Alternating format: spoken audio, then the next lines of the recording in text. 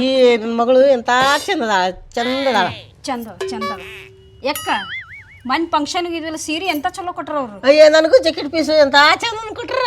ಹೌದು ಭಾರಿ ಮಸ್ತ್ ಅದಾವ್ರಿ, ಬರ್ತಿ ಚಲೋ ಕೊಟ್ರ. ಗದಗಿನ ಮಸ್ತ್ ಮಾಡ್ಸಿದ್ರಲ್ಲ. ಹಾ ಗೋಧಿಗೆ ಮಸ್ತ್ ಆಗಿತ್ತ. ಅಡಿಗೆ ಭಾರಿ ಮಸ್ತ್ ಆಗಿದ್ದು, ಎಲ್ಲ ಅಡಿಗೆನ ಹಂಗಾಗಿದ್ದು, ಭಾಳ ಚಲೋ ಆಗಿದ್ದು. ತಡಿವ ಸಂಘದ ರೊಕ್ಕ ಕಟ್ಟಿ ಬಂದ್ರಾತಿ. ಅಯ್ಯ ಇವ್ರೇನ ಕಟ್ಟಿ ಪಂಚಾಯತಿ ಮಾಡಾಕತ್ತಾರ, ತಡಿ ಮೂವಾರು ನಾನು ಹೋಗಿ ಸೇರ್ಕೊಂಡ್ಬಿಡ್ತೀನಿ. ಅಕ್ಕರ ಹಾ ಬರ್ರಿ. ಏನಿಲ್ರಿ ಅಕ್ಕರ, ಇಲ್ಲೇ ಹೊಂಟಿದ್ನೆ, ಹಂಗ ನಿಮ್ಮ ಮನೆ ನೆನಪಾತ ಬಂದೆ. ಇದ್ರಿ ಅಕ್ಕರ. ಏನ್ರಿ? ಏನಿಲ್ರಿ ಅಕ್ಕರ, ಅದು ಮೊನ್ನೆ ಫಂಕ್ಷನ್ಗೆ ಹೋಯ್ತೀವಲ್ಲ, ನನಗೊಂದು ಪತ್ಲ ಕೊಟ್ಟಾರ. ಒಂದಿಟ್ಟು ಚಲೋನ ಇಲ್ರಿ ಆ ಪತ್ಲ, ಎಲ್ಲ ಗುಂಜು ಕಿತ್ಬಿಟ್ಟೈತವ.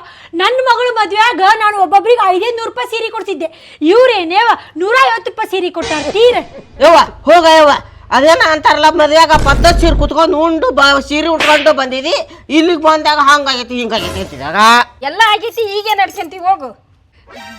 ಏನಿಲ್ಲ ತಗೋರಿ ಅಕ್ಕರ, ನೀವು ನನ್ನ ಜೊತೆ ಕೈ ಜೋಡಿಸ್ತೀರಿ ಅಂತ ಮಾಡಿದ್ದೆ, ನೀವು ಭಯಾಕತ್ತೀರಲ್ರಿ. ಹೊಕ್ಕೇನು ತಗೋರಿ ಅಕ್ಕರ, ನಾ ಸಂಘ ಕಟ್ಟೋದೈತಿ.